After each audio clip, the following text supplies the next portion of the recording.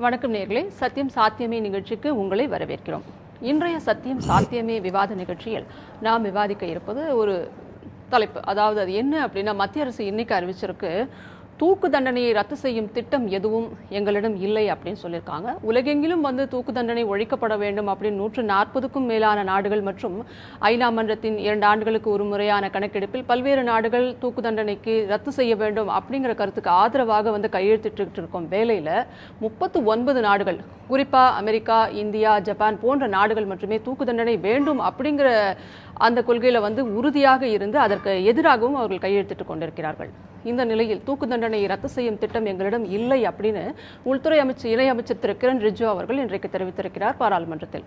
அதே போல அவர் இன்னொரு கருத்தையும் சொல்லியிருக்காரு. என்ன அப்படின்னா, தற்கொலை முயற்சி குற்றம் ஆகாது, அந்த தற்கொலை முயற்சிக்கு தண்டனை விதிக்கப்படும் அந்த சட்டமான அந்த செக்ஷன் 309 309 அப்படிங்கிற சட்டத்தையே நாங்கள் எடுத்துடலான் இருக்கோம்.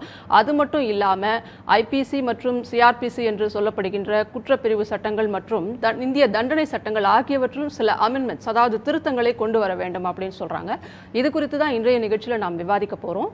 இதற்காக நம்முடன் இந்த விவாதத்தில் பங்கேற்பதற்காக மூவர் இந்த அரங்கத்திற்கு வந்திருக்கிறார்கள். அவர்களில் முதலாவதாக காங்கிரஸை சேர்ந்த மூத்த தலைவர் திரு திருச்சி வேலுச்சாமி அவர்கள் மற்றும் பிஜேபி மாநில செயற்குழு உறுப்பினர் திரு சிதம்பரம் மற்றும் மருத்துவர் டாக்டர் காந்தராஜ் அவர்கள் வந்திருக்கிறார்கள். அவர்களை வரவேற்று நிகழ்ச்சிக்கு செல்வோம். வாருங்கள். மூவருக்கும் வணக்கம். நம்ம முன்னமே சொன்ன மாதிரி தூக்கு தண்டனையை ரத்து செய்யும் எண்ணம் எங்களிடம் இல்லை அப்படின்னு சொல்லியிருக்காங்க.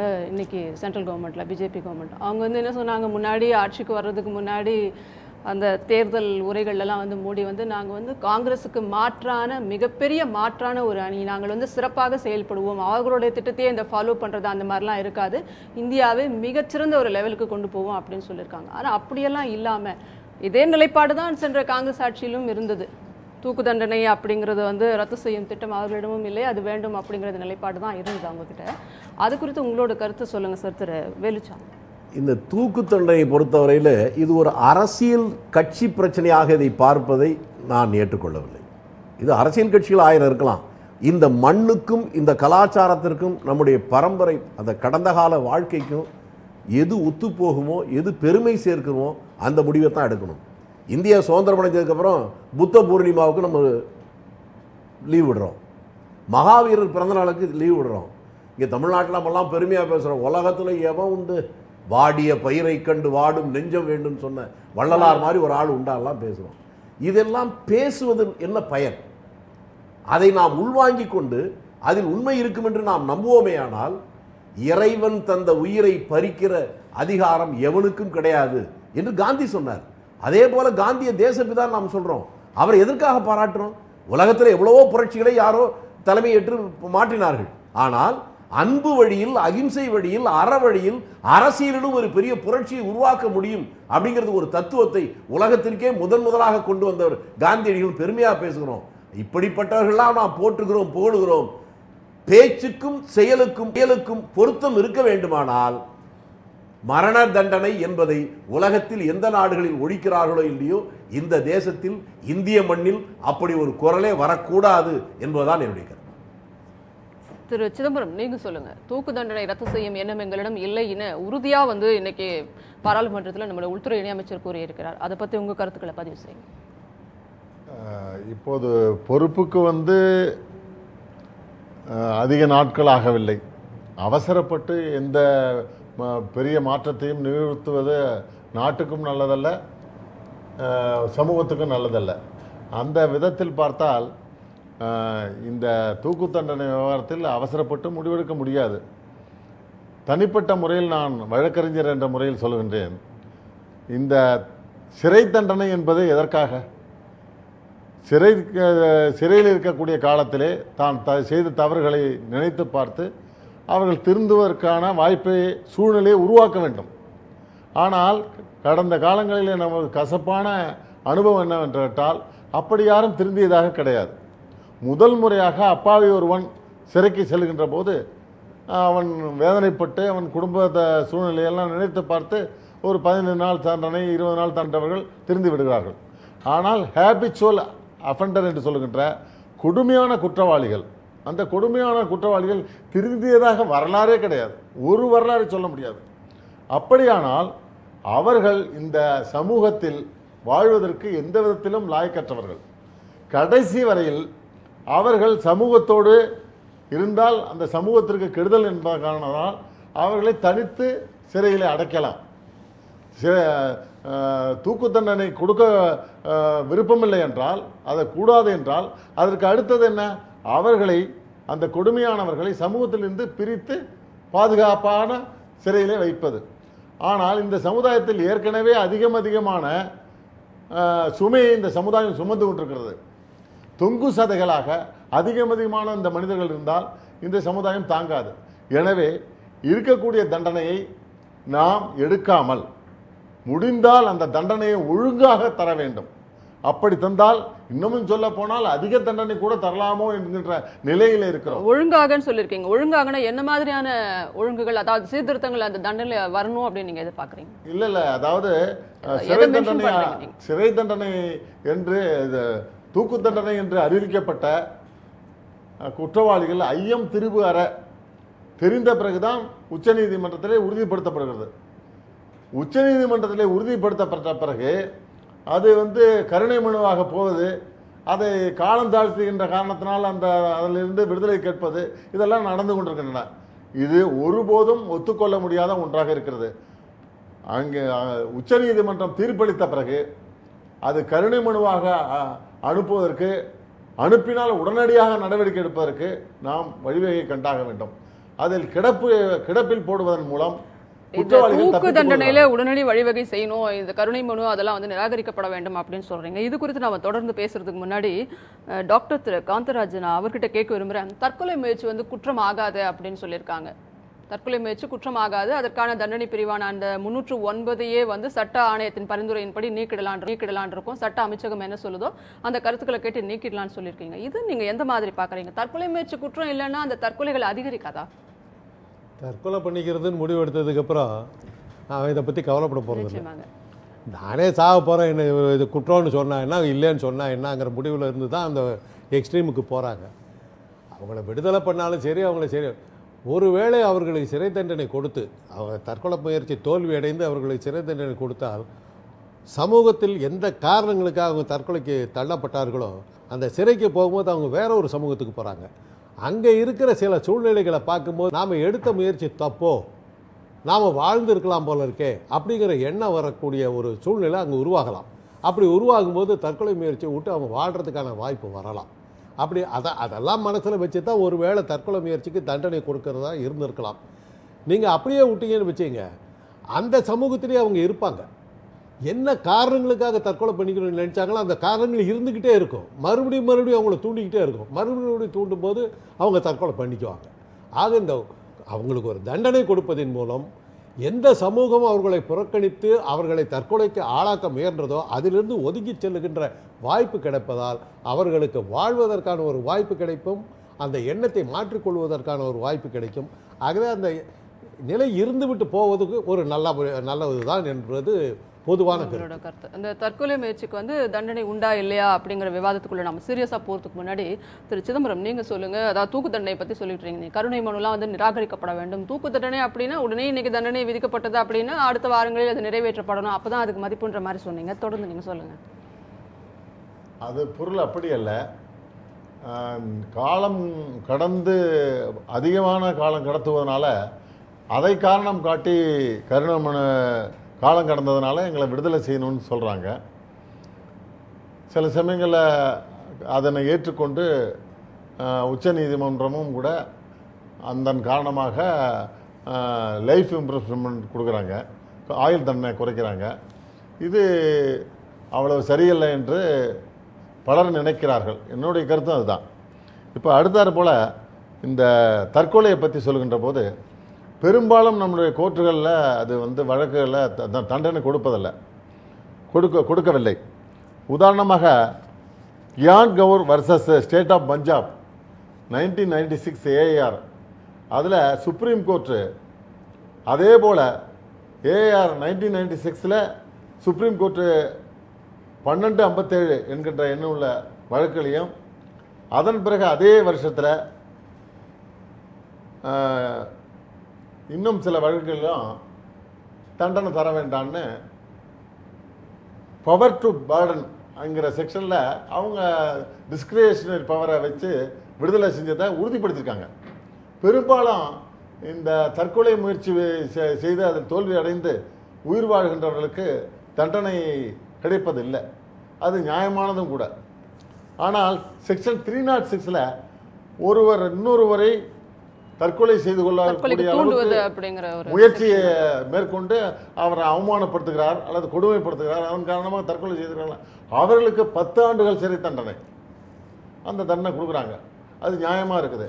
ஆனால் இந்த ஃபெயிலியர் ஆகுதுல, தற்கொலை முயற்சி மேற்கொண்டு அதை ஃபெயிலியர் ஆகிறவர்களுக்கு பெரும்பாலும் தண்டனை அளிப்பதில்லை. அதனால தான் இந்த ப்ரீசிடென்ட் அதிகமாக இருக்கிறதுனால தான் இப்போ பாரதிய ஜனதா கட்சி ஆளுகின்ற இந்த அரசானது அதை வந்து சட்டம் பூர்வமாக்கலான்னு நினைக்கிறாங்க. ஏன்னா இப்போ ஒரு வீட்டில் ஒருத்தர் தற்கொலை முயற்சி பண்ணி அவர் தப்பிச்சுக்கிறாருன்னு வச்சுக்கோங்க. சில அதிகாரிகள் அவர்களை மிரட்டி பணம் பறிக்கலாம். சட்டம் தெரியாத காரணத்தினால நம்மளுக்கு சிறை வாசம் வருமோ என்று தற்கொலை முயற்சித்தவர்கள் கூட நினைக்கலாம். இந்த ப்ரீசிடென்ட் நிறைய கேஸில் வந்து அவர்களை விடுதலை பண்ணியிருக்கிற காரணத்தினால, கோர்ட்டில் போய் விடுதலை பண்ணியிருக்கிற காரணத்தினால இது எதுக்கு இந்த ஒரு செக்ஷன் தேவையில்லையே என்பதனால அதை வந்து முறைப்படுத்துவதற்காக இப்படி பல வழக்குகளில் நடந்த ப்ரீசிடென்ட்டை வச்சுக்கிட்டு கேஸில் அதை வச்சுக்கிட்டு அதையே சட்டமாக்குகின்ற முறை உண்டு.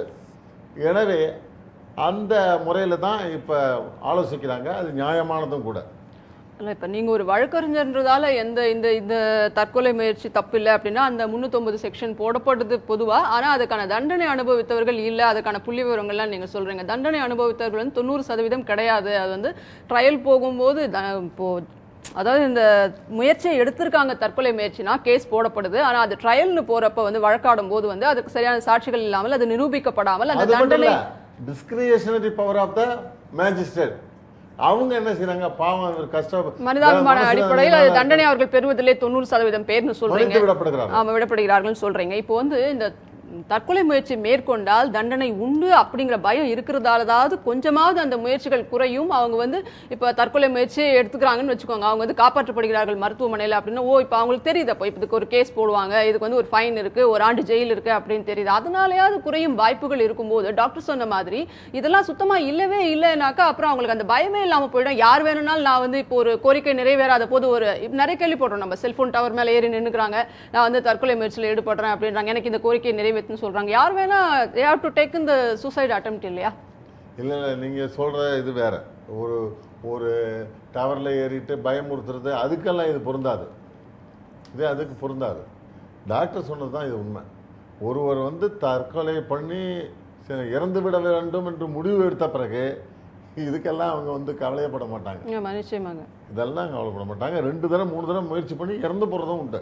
இல்ல நான் ஒன் ஆஃப் த அட்டெம்ப்ட் அந்த டவர்ல ஏறுறது ஒன் ஆஃப் த அட்டெம்ப்ட் நான் சொல்றேன். தற்கொலை முயற்சி எடுத்துக்கொண்டால் தண்டனை உண்டுன்றது அநேக மக்களுக்கு தெரியும். அப்படி ஒன்று இல்லவே இல்லை என்றால் அவங்க வந்து ஃப்ரீயா இந்த முயற்சியில் ஈடுபடலாம். அதனால அவர்களுக்கு என்ன பலன்னு தான் நான் கேட்கிறேன். இதுக்கு பதில் இந்த 309 பிரிவை நீக்குவதை விட கவுன்சிலிங் போன்ற முறைகளை அவங்க தேர்ந்தெடுக்கலாம் இல்லையா? தண்டனை உண்டுன்னு சொல்றாங்க, தண்டனைக்கு பதில் கவுன்சிலிங் கொடுக்கலாம், அது உபயோகமா இருக்கும் இல்லையா? அதுதான் செய்யணும். அதாவது தற்கொலைக்கு முயற்சி செய்து தோல்வியுற்றவர்களுக்கு கவுன்சிலிங் கொடுத்து அவர்களுடைய சூழ்நிலைகளை எல்லாம் ஆய்ந்து அறிந்து அவர்களுக்கு தகுந்த ப்ரொடெக்ஷன் அல்லது அவர்களுக்கு தகுந்த பாதுகாப்பு அல்லது வேலை வாய்ப்பு இது போன்ற விஷயங்கள்ல 16 வயதுக்கு உட்பட்ட இளம் சிறார்களுக்கு வந்து சிறுவர் சீர்திருத்த பள்ளியில் அடைத்து அவர்களுக்கு அந்த சீர்திருத்தங்கள் அந்த மாதிரி சொல்லித்தராங்க இல்லையா? அவங்களுக்கு அந்த கவுன்சிலிங் தர்ற மாதிரி இந்த மாதிரி ஆட்களுக்கு இந்த தற்கொலை முயற்சியில் ஈடுபடுபவர்களுக்கு இந்த மாதிரி கவுன்சிலிங் மாதிரி ஏற்பாடுகள் அது தண்டனைன்ற மாதிரியில் இதை செய்தாங்கன்னா அது யூஸ்ஃபுல்லாக இருக்கும். அதை விட்டு இந்த 309 சட்ட திருத்தமே தேவையில்லை, இதையும் நாங்கள் எடுத்துலான் இருக்கோம் அப்படின்னு அதனால என்ன பயன் பெரிதாக விளைந்து விடும் அப்படிங்கிறதான் என்னோட கேள்வி. நீங்கள் கேட்குற நியாயமானதான். மறுபடியும் நான் சொல்கிறேன். அதாவது இது போன்ற வழக்குகளில் பல்வேறு வழக்குகளில் நடந்தவைகள் எல்லாம் பார்க்கின்ற போது அந்த வழக்குகளின் சாராம்சத்தில் கடைசியாக அவங்க மன்னிக்கப்பட்டு விடுதலை ஆகிறார்கள். சுப்ரீம் கோர்ட்டாலும் அந்த மன்னிக்கப்பட்டதை எதிர்த்து மேல்முறையீடு செய்த மாநில அரசுகளின் வழக்கு இது அப்பீல் தள்ளுபடி ஆகியிருக்கிறது. எனவே இந்த ஒரு தேவையில்லாத ஒன்று அந்த 309 நீக்குவது நல்லது என்று நினைக்கிறார்கள். அதற்கு காரணம் என்ற அந்த ப்ரொசீடிங்ஸ் இருக்குது பாருங்கள். வருவாங்க, உடனே இதெல்லாம் பதிவு செய்து கொள்வார்கள். அப்படி பதிவு செய்யும்போது தான் சொல்லுவாங்க, உங்களுக்கு 1 வருஷம் சிறை தண்டனை இருக்குது, அப்புறம் பெனால்ட்டி வேறு இருக்குது, 2ம் கூட வைக்கலாம் அப்படின்னு சொல்லுகின்ற போது அப்பாவிகள் பயந்துடுறாங்க. பயந்து போகிற போது அவர்கிட்ட கையூட்டு பெறுகிறார்கள். இது இப்படி ஒன்றே இல்லைன்னு சொன்னால் அது நிச்சயமாக அப்படிப்பட்ட பிரச்சனைகள்லாம் தடுக்கப்படும். கையூட்டு பெறுகிறார்கள் என்று எல்லாருமே அதை வாங்குறாங்கன்னு சொல்ல முடியாது இல்லையா? இதுதான் நடக்குது அப்படின்னு நம்ம எப்படி அறுதிட்டு சொல்ல முடியாது இல்லையா? இப்போ ஒரு ஹாஸ்பிட்டலில் அட்மிட் ஆகுறாங்க சீரியஸ் கண்டிஷனில், இந்த மாதிரி தற்கொலை முயற்சினால அங்கே கையூட்டு வாங்கி இதை சொல்லி பயமுறுத்திட்டு விட்டுறாங்க அப்படின்னு எடுத்துக்க முடியாது. இல்லை, நீங்கள் பார்த்தீங்கன்னா பல ஒழுங்கினங்கள் இதனால தான் நடக்குது, இதை காட்டியே தான் நடக்குது. இது நடக்காத ஒன்று, அதாவது போய் பண்ணி சாக போகிறதில்ல பெரும்பாலும். ஆனாலும் கூட சாதாரண மக்களுக்கு இது ஒரு பெரிய இடையூறாக இருக்குது. அப்போ சைக்காலஜிக்கலாக அது தேவையில்லை.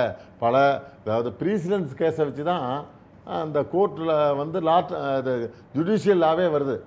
பல வழக்குகள் இதுதான் முன்னுதாரணமாக வருது. அதனால் அந்த உதாரணத்தை பின்பற்றி இப்படி செய்வது நல்லது. திரு வேலுசாமி சார், நீங்கள் சொல்லுங்கள், இந்த தண்டனை சட்டம், அதாவது 306 தற்கொலை சட்டம் தேவையே இல்லை அப்படின்னு சொல்கிறாங்க. அதுக்கு சார் கையூட்டு வாங்குறாங்க, அதனால தான் இதை மக்களுக்கு தெரிவிக்கிறாங்க, அதனால இந்த சட்டத்தையே எடுத்தால் எந்த பிரச்சனையுமே கிடையாது, மக்கள் ஃப்ரீயாக தற்கொலை பண்ணிப்பாங்க அப்படின்ற மாதிரி தற்கொலை பண்ணிக்கலாம்னு சொல்ல. அதாவது எந்தவித பயமுறுத்தலும் இல்லாம அவங்க தற்கொலை முயற்சி மேற்கொள்ளப்பட்டு மருத்துவமனைக்கு வந்தாலும் அவர்கள் இந்த மாதிரி எல்லாம் நடக்குது. அவங்களுக்கு கவுன்சிலிங் கொடுக்கலாம், சாப்பாட்டுக்கே வழி இல்லாம ஒருத்தர் சாவறாங்க. எங்க ஊர்ல நான் பார்த்தேன். இது லஞ்சம் பெறுவதற்கு ஒரு வாய்ப்பாக இருக்கிறது அப்படின்னு சொல்றாங்க. உளவியல் ரீதியான பிரச்சனை இல்ல, ஒரே ஒரு விஷயம் சொல்றேன், சட்ட ரீதியான பிரச்சனை அல்ல இது. இல்ல, ஒரே ஒரு விஷயம் சொல்றேங்க. எங்க ஊர்ல பட்டினி கிடந்து ஒரு நல்ல குடும்பத்தை சேர்ந்தவங்க, சாப்பாட்டுக்கு வழி இல்லை, வேலை கிடைக்கல, உடல்நிலை சரியில்லை, அதனாலேயே தற்கொலை செய்து கொண்டார்கள். நான் பார்த்த பட்டினியாலே பல்வேறு காரணங்கள் இருக்கிறது. அப்ப இந்த பட்டினிக்கான நோயை கண்டுபிடித்து அரசாங்கம் பட்டினி பிசியை நீக்குவதற்கு இப்ப இந்த அம்மா உணவு திட்டம் நல்ல திட்டம். அது போல திட்டங்களால பல உயிர்கள் காப்பாற்றப்பட்டிருக்குது, பல பேருக்கு அது தெரியாது. எனவே அதுபோல பசிப்பினி நீக்குதல், அதே போல ஆதரவுக்காரன் நீட்டுதல், இப்படி கவுன்சிலிங் பண்ணுவதன் மூலம் பல உயிர்களை காப்பாற்ற முடியும். நீங்க சொல்லுங்க சார். அதாவதுமா இதுல நீங்க முன்னால சொன்னதிலே நம்முடைய வழக்கறிஞர் ரொம்ப முரண்பட்ட பல தகவலை சொன்னார். இந்த உலகம் தோன்றிய காலத்திலிருந்து இன்று வரை பெரிய தத்துவ ஞானிகளோ தலைவர்களோ எவ்வளவு பெரிய ஞானிகளோ யாரா இருந்தாலும் எல்லாரும் என்ன சொன்னா, நிலையாமை என்பது ஒன்றுதான் நிலைத்த தத்துவம்னு சொன்னான். அவர் என்ன சொல்றாருன்னா, மாறவே மாட்டாங்க, தூக்கில போடுறதா ஒன்றாங்க. நான் அவரை பார்த்து கேட்கிறேன், அவர் கட்சியும் சரி அவரும் சரி இந்த நாட்டை ஏற்றுக்கொண்ட மிகப்பெரிய இதிகாசங்கள் மகாபாரதம் ராமாயணமும். அந்த ராமாயணத்தை எழுதியது யாரு? ஒரு வால்மீகி. அவன் பெரிய உன்னதமான ஒரு ஆள் இல்லை, ஒரு மிக மோசமான கொள்ளைக்காரனாக இருந்தவன். அவன் ஒரு காலகட்டத்திலே மனம் மாறி அதற்கப்புறம் அந்த வால்மீகி ராமாயணத்தை எழுதினான். இதே தமிழ்நாட்டில் பட்டணத்தார் யாரு? ஒழுக்கக்கேட்டினுடைய சிகரத்தை தொட்டவன். ஒரு கட்டத்தில் தன்னுடைய மனம் மாறி அருமையான தத்துவ பாடல்களை இறைவனை பற்றி அவன் அற்புதமா பாடியிருக்கிறான். அப்படிப்பட்ட சிறைச்சாலை என்பது என்ன? எதற்காக சிறைச்சாலை? ஒரு மனிதனை நெறிப்படுத்த, அவனுடைய தவறான மனத்தை பண்படுத்தத்தான் சிறைச்சாலை. தூக்கில போறதா சிறைச்சாலை. ஒருத்தரை நான் கொலை பண்ணேன்னு என்ன தூக்கில போட்டாக்க அது எப்படி? நான் கொலை பண்ணுவது குற்றம் என்றால் என்னை கொலை செய்வது குற்றம் தானே? அது அரசாங்கத்தின் பெயரால் சட்டத்தின் பெயரால் எதன் பெயரால் வேணாலும் இருக்கட்டும். ஒரு மனித உயிரை பறிப்பது என்பது அது குற்றம் என்றால் யார் பறித்தாலும் குற்றம் தானே? அவர் சொன்னாரு, நீதிமன்றங்கள்லாம் ரொம்ப உன்னதமான வானத்திலிருந்து குதிச்சு வந்த அந்த மகாராசர்கள் தான், அந்த தேவர்கள் தேவதூதர்கள் தான் நீதிபதிகளாக இருப்பதை போல சமீபத்தில் தான் நாரி போய் கிடக்கு. முன்னாள் உச்ச நீதிமன்ற நீதிபதி இப்ப சொல்றாரு, இப்ப உச்ச நீதிமன்ற முதன்மை நீதிபதி இதற்கு முன்னால் இருந்தவர் எல்லா பேரும் ஃப்ராடு, இவங்க தப்பானது தான் போறான்ட்டு. எத்தனை நீதிபதிகள் தவறு செய்திருக்கிறார் என்பதற்காக அவர் மீது நடவடிக்கை எடுக்கப்பட்டிருக்கு. இதே தமிழ்நாட்டை சேர்ந்த ராமசாமின்னு ஒருத்தர் உச்ச நீதிமன்ற நீதிபதி, அவர் தப்பு பண்ணா இருந்தாலும் டிஃபார் பண்ணோம். அப்ப அவர்கள் ஒன்று அவதார புருஷர்கள், நம்மை போல அவர்களும் மனிதர்கள். நமக்கு இருக்கிற ஆசாபாசங்கள் இருக்கிறது. இதே சென்னையில நடந்த ஒரு சம்பவம், சுர்லா என்கின்ற ஒருவன் பம்பாயிலிருந்து பிடிச்சு கொண்டு வந்தாங்க. அவனை குற்றவாளி என்று சொல்லி பல ஆண்டுகள் அவனை துன்புறுத்தினாங்க. இதே நீதிமன்றத்துக்கு அவன் சொன்னான், கொள்ளக்காரன் சுதந்திரமா திரிகிறான், அப்பாவி என்னை ஏண்டா இந்த மாதிரி கொடுமைப்படுத்துற என்று கேட்ட போது சொல்வதற்கே சங்கடமா இருக்கு. அதை சுற்றி இருந்த வழக்கறிஞர்கள் நீதிபதியை பார்த்து நீ எப்படா பேசலாம்னு சொல்லி நீதிமன்றத்துக்கு உள்ளேயே விட்னஸ் பாக்ஸ் உள்ள நின்றவனை அடிச்சு காயப்படுத்தி கையகால உடைச்சாங்க. ஆனால் என்ன ஆனது? அவன் செத்ததுக்கு அப்புறம் தெரியுது அவன் நிரபராதின்னு சொல்லி. இதற்கு என்ன சொல்ல போறீங்க நீங்க? நீதிமன்றம் என்பதோ நீதிபதிகள் என்பதோ அவர்கள் மட்டும் ஆண்டவருடைய பிரதிநிதிகள் அல்ல. தவறு என்பது எப்படி வேணுமாலும் நடக்கலாம். பல குற்றவாளிகள் வெளியில நடமாடிட்டு இருக்கான், அப்பாவிகள் பல பேர் இப்படி மாட்டிட்டு இருக்காங்கிறதா மிகப்பெரிய உண்மை. அந்த அப்பாவிகள் காப்பாற்றப்படுவதற்கு என்ன என்பது யோசிப்பதுதான் சரியான பார்வையாக மனிதாபிமானமாக இருக்க முடியும். அவர் தற்கொலையை பற்றி சொல்றார். தற்கொலைக்கு அவர்கள் மீது தண்டனை, தற்கொலையில தப்பிச்சுக்கிட்டான் செத்து போயிட்டானா முடிஞ்சு போச்சு. அவன் தப்பிச்சுக்கிட்டானா அவனுக்கு கவுன்சில் கொடுக்கிறது சரி. ஆனால் தற்கொலைக்கு தூண்டுவதற்கு தூண்டுவதற்கு தண்டனை உண்டா? உண்டு. 10 ஆண்டுகள். அப்ப அரசாங்கத்திற்கு பல முதல் மந்திரியும் பிரதம மந்திரியும் 306 அதுதான். அதுதான் சொல்றேங்க. நீங்க சொல்றதுதான் நானும் சொல்றேன். இன்னைக்கு விவசாயிகள் பல்லாயிரக்கணக்கான பேர் செத்தால எதுக்காக? அது தூண்டுதல் என்ன? அரசாங்கத்துடைய தவறான பாலிசி. அந்த தவறான பாலிசியை உருவாக்குறது யாரு? அமைச்சர்கள், முதலமைச்சர்கள், பிரதமர்கள் அல்லது சீஃப் செக்ரட்டரி, நிர்வாகிகள். அவங்களை யார் தூக்கில போட முடியும்? அதற்கு சட்டம் உண்டா?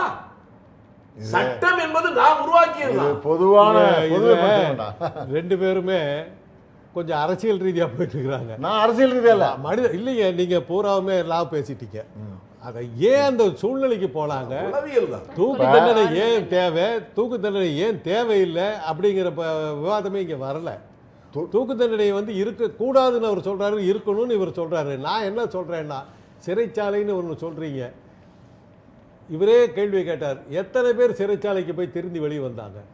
ஒரு சிறைச்சாலையிலாவது ஒரு சைக்காட்ரிஸ்ட், ஒரு சைக்காலஜிஸ்ட் அங்கே இருந்து குற்றம் அந்த தண்டனை அனுபவிக்கிறவர்களுக்கு அவங்களுடைய மனநிலையை சோதித்து அவர்களை சரிப்படுத்தி அனுப்புவதற்கு எந்த சிறைச்சாலையிலாவது வசதி இருக்கிறதா?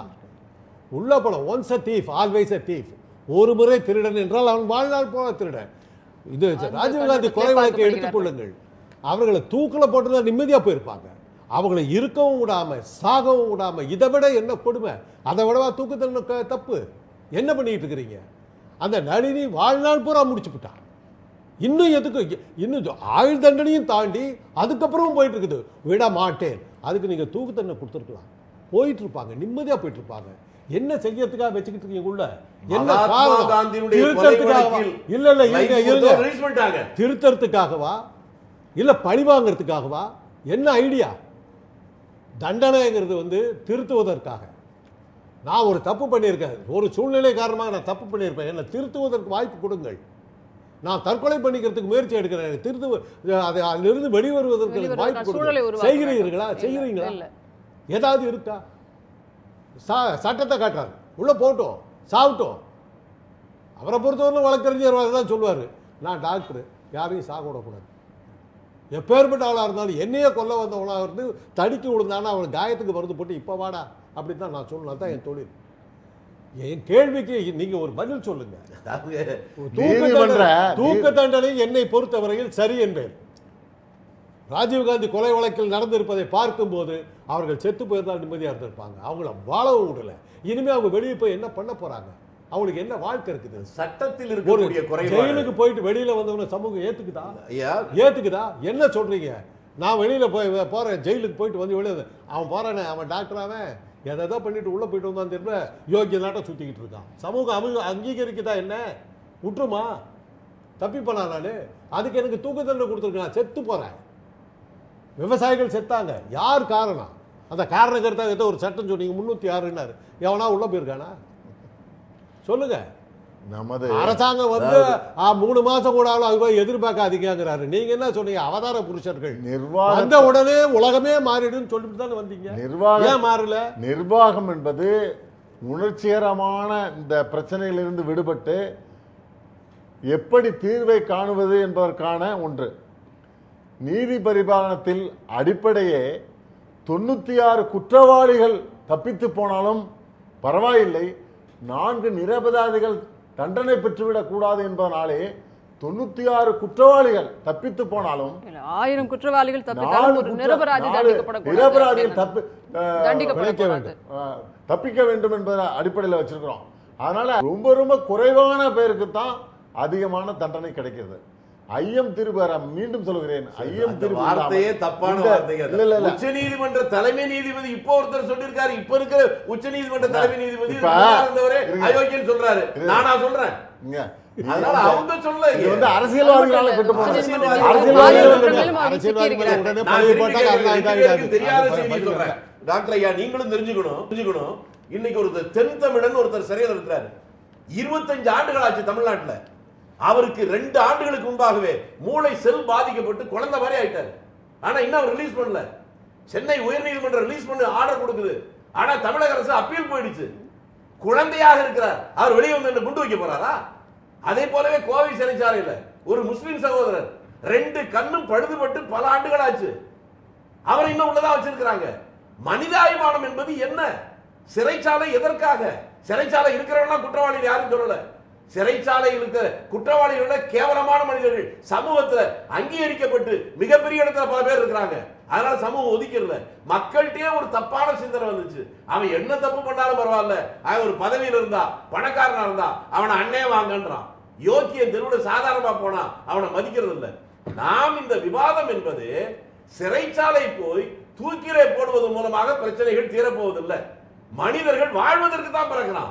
மனிதர்களை சட்டத்தின் வாயிலாகவோ என்ன காரணத்திற்காகவோ அவனுடைய உயிரை பறிப்பது என்பது அது மாபாக செயல். திரு வேலுச்சாமி அவர்கள் சொன்ன மாதிரி ரோட்டில் குடியிருக்கும் கூலி தொழிலாளர்கள் 2 பேர், அவர்களுடைய மனைவியை ஒருத்தர் பாலியல் பலாத்காரம் செய்ய ட்ரை பண்றாரு. இந்த கணவர் அந்த மனிதரை அடித்து கொண்டு விடுகிறாரு. அது தற்காப்புக்காக. அவருக்கும் கூட இதே மாதிரி இவர் சொன்ன மாதிரி அவர் இன்னும் ஜெயிலில் இருந்து கொண்டிருக்கிறார். அவர் அவர்களுக்கு அவர் மிகவும் முடியாத ஒரு சூழ்நிலையில் இருக்கிறார். இருந்தும் அரசு அப்பீல் செய்கிறது. இந்த மாதிரியான நிகழ்வுகள் நிறைய இருக்கத்தானே செய்கிறது. நோக்கம் என்ன? நீங்கள் இந்த தற்கொலைக்கு மனிதாபிமான அடிப்படையில் நாங்கள் இந்த செக்ஷனை நீக்கலாம் இருக்கோம் அப்படின்னு சொல்றாங்க. இந்த மாதிரியான ஒரு அசம்பாவிதங்களும் அந்த மாதிரி ஒரு இது நிகழ்ந்துகிட்டே தான் இருக்கு இன்ன வரைக்கும். தீர்வு இருக்கிறது. இவர் உணர்ச்சி இது மாதிரி தீர்க்கப்பட வேண்டிய பிரச்சனை.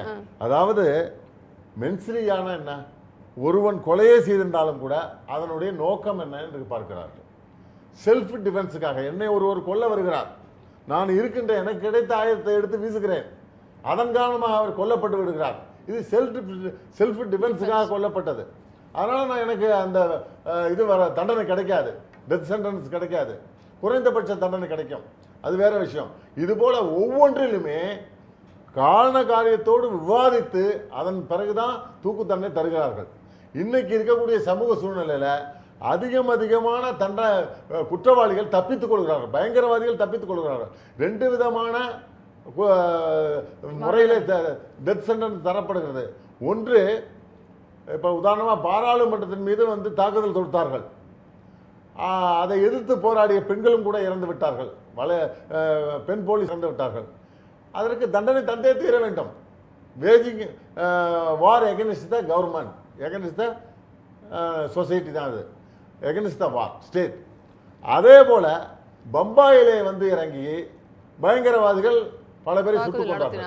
எனவே இவர்களெல்லாம் கொல்லப்பட வேண்டியவர்கள் என்பதில் சந்தேகமே கிடையாது, அதை விட முடியாது. அதே போலவே தனி மனிதர்களும் கூட ஒரு அரக்கன் 63 பேரை கற்பழிச்சிருக்கிறான் ஒசூரில் ஒருத்தன். அவன் அவன் பிடிபட்ட போது சட்டப்பூர்வமாக அவனை கொல்லணும், அவனை சட்டப்பூர்வமாக தண்டனை தந்தாகணும். அந்த தண்டனை நிரூபிக்கப்பட்ட விட முடியுமா? இன்னும் விட்டா இன்னொரு 50 பேர் சாவடிப்பான். எனவே நீங்க ஒரு சில உங்களுடைய வாதத்தின்படியே எடுத்துக்கொண்டாலும் கூட தூக்கு தண்டனை இருந்தாலும் குற்ற வழக்குகளின் எண்ணிக்கை அதிகரித்து கொண்டேதானே போகிறது, அது குறைந்த பாடு இல்லையே. இதற்கு விட்டா இன்னும் அதிகமாயிடும். 63 பேரை ஒரு ஆளு கண்டினியூஸா தொடர்ந்து கற்பழிச்சிட்டு இருக்காங்கன்னா ஒசூர்ல என்ன நடந்துகிட்டு இருக்குது எனக்கு புரியலையே. நம்பர் போட்டு டெய்லி ஒரு ஸ்கோர் எழுதிக்கிட்டு இன்னைக்கு 10 பேர்த்த கற்பழிக்க என்ன நடக்குது என்ன நடக்குது? சட்டம் ஒழுங்கு எங்க போயிருக்கு? 63 பேரை கற்பழிக்கிறவர் இந்த சட்டம் ஒழுங்கு என்ன பண்ணிட்டு இருந்தது? அந்த போலீஸ் அதிகாரி, அந்த காவல்துறை அதிகாரிகளை தூக்கல போடுங்க, அதை செய்யுங்க. இல்ல, டெல்லியில நடந்த இந்த நிர்பயா வழக்கையே நம்ம கூட எடுத்துக்கொண்டோமானால் கூட தூக்கு தண்டனை அவர்களுக்கும் விதிக்கப்பட்டது, அந்த சிறார் வயதையும் அதிகரிக்க வேண்டும் சொன்னாங்க. ஆனால் பாலியல் வன்கொடுமை பேசுறோம். இதே தமிழ்நாட்டில் இங்க நடந்துருக்கு. 5 பேர் இளம் பெண்கள் பேசக்கூட விட மாட்டாங்க, போலீஸே கற்பழிக்கல. அதைத்தான் சொல்ல வரேன். சொல்லுங்க பாப்போம். இல்ல அதைத்தான் சொல்ல வரேன் நான். நிர்பயா வழக்கிலே தூக்கு தண்டனை விதிக்கப்பட்டது, அது நாடெங்கும் பேசப்பட்டது. இருந்தாலும் பாலியல் குற்றங்கள் குறைந்திருக்கிறதா இல்லையா, அப்படி அதிகரித்திருக்கிறதா? தற்சமயத்தில் அதிகமாகத்தானே ஆய்கொண்டிருக்கிறது. நித்தமும் மூளைக்கு மூளை பாலியல் குற்றங்கள், அது ஒரு சர்வ சாதாரணமான நிகழ்வா இன்றைக்கு நடந்துகிட்டு இருக்கு இல்லையா? பயந்துருக்காங்களா யாராவது தூக்கு தண்டனைக்காக? அருமை சகோதரர் வேலுச்சாமி சொல்லதான் உங்களுக்கு சொல்றேன். ஒன்று ஒரு சிலர் தவறு செய்வதனாலேயே அது அந்த முறையே தவறுன்னு சொல்லிடக்கூடாது. தவறு செய்யலாம் இல்லைங்களா, அதனாலேயே நீதித்துறையே தப்புன்னு சொல்லிடக்கூடாது. அதே போல் நாம்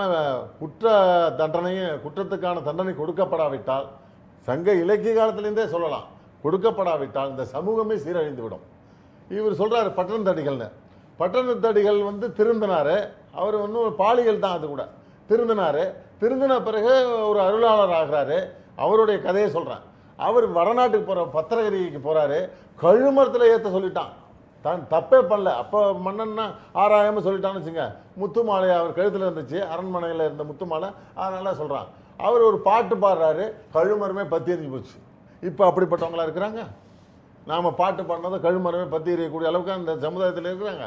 அதனால் பழந்தமிழ் இலக்கியங்களை சொல்லிவிட்டு அதில் உள்ள தண்டனை இருந்ததை நீங்கள் ஏற்றுக்கிட்டீங்கன்னா இப்போ தண்டனை கொடுத்தே ஆகணும். வரலாறு கவிஞர் என்பவனும் இலக்கியம் எழுதுவனும் அதை ஏற்றி கூற வேண்டும் என்பது மரபு. அதை நாம அதை விட்டுருவோம். இப்போதைய சமுதாய சீர்திருத்தம், இன்றைய சமுதாயம் எப்படி இருக்கிறது, அப்படி தேவையா தேவை இல்லையா என்பது பற்றி தான் நம்ம கேள்வி என்பது. விழுப்புரத்துல 4 குறும்பரின பெண்களை போலீசாரே கற்பழிச்சான்னு அவங்க சொன்னாங்க. அந்த பெண்களுக்கு பாதிப்பு ஏற்பட்டிருக்குன்னு சொல்லி அரசாங்கம் அவர்களுக்கு ஒவ்வொருத்தரும் 2 லட்சம் 3 லட்சம் பணமும் கொடுத்துருச்சு. அப்ப பாதிப்பு நடந்தது உண்மை. ஆனா அவர்கள் மீது அந்த பாலியல் குற்றச்சாட்டுக்கு காரணமான அந்த காவல்துறை அதிகாரி மீது இதுவரை உங்களுடைய சட்டம், உங்களுடைய நிர்வாகம், உங்க நீதிமன்றம் ஏதாவது தண்டனை செஞ்சிருக்கா? தண்டனை கொடுத்திருக்கா? தனிப்பட்ட வழக்குகளை வைத்துக் கொண்டு விவாதம் பண்ணுவதற்கு தனிப்பட்ட வழக்கு தான். என்ன நீங்க பேசுறீங்க? கூட்டமாவா போய் கொலை பண்ணுவாங்க. அது வார இல்ல, அதுக்கு பேரு யுத்தம். வேலையே பயிரை நாம நீதி பரிபாலனத்தை பத்தியும் அந்த டெத் சென்டென்ஸை பத்தி தான் பேசுறோம். அதனால அதோட இதை பத்தி பொதுமையா பேசுறோம். இப்படி எல்லாம் யாரோ பாலியல் இது ஜட்ஜ பொம்பளை ஜட்ஜ கேமரா ஆடுன்னு சொல்லியிருக்காரு. உங்க நீதி பரிபாலனம் பெரிய நீதிகள். ஒருத்தர் தவறு செஞ்சுட்டாரு, ஒருத்தர் சொல்லாதீங்க. இது ஒரு பானை சோத்துக்கு ஒரு சோறு பதம். இதுதான் ஒரு ஆண்டுகளுக்கு முன்னாடி நடந்த ஒரு